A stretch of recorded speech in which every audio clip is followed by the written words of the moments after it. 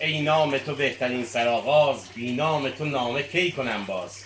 ای یاد تو مونس روانم، جز نام تو نیست بر زبانم. سلام همکاران عزیز، دوستان عزیز.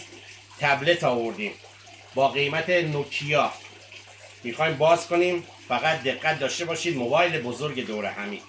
کلمپ رو باز میکنی در این حالت، کلمپ دوره همی. به به به به به، تبلت 7 اینچ در فروشگاه دوره همی. این بار مزایده‌ای بوده، ما گرفتیم، تمام رو تست کردیم، کلمپ کردیم، خرابا رو انداختیم دور، آوردیم آی تاچ، روشنش میکنیم. این خوبی که داره، خودش گلس داره. به به، یه پک خیلی قشنگ و جالب مثل قدیم. پاور بانک، کابل یو اس بی، هندزفری، عینک برای بچه های گل و اگه گفتیم چیه؟ خودکار تبلت که افتاد. اینم شارژر و یک کیف خیلی قشنگ. ببینید، به به به به به، خیلی عالی. خب تبلت رو روشن کردیم، خیلی قشنگ. 7 اینچ خودش همه چیز داره. بازی هم میتونی روش نصب کنی. بازی هم داره، انگبرز، یه بازی خیلی جذابه که من عاشقشم، بازی میکنم. ببینید چقدر قشنگه. یه قیمت مفت از یه سال دیگه تو کانال میذاریم، هر کی خواست بیاد ببره.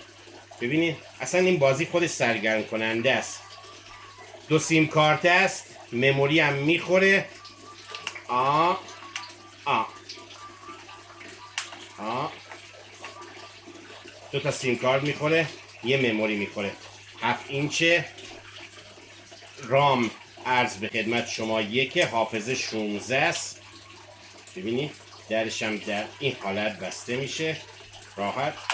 تموم. 3 مدل داریم. یه مدل هم اینه، A7 مثبت. یه مدل هم این آی تاج S09 بهتون آوردیم. یه مدل هم بله این مدله. ببینید چقدر قشنگه، من که لذت بردم.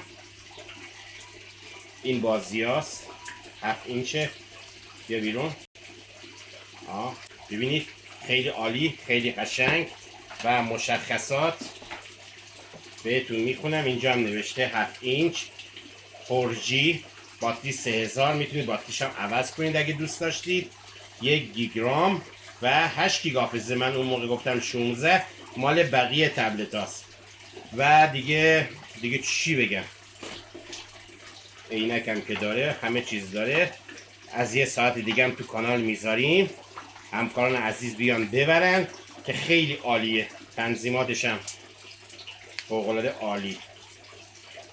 دیگه چیزی نمیشه گفت، واقعا اگه پول میداشتم خودم میخریدم. فعلا بای بای.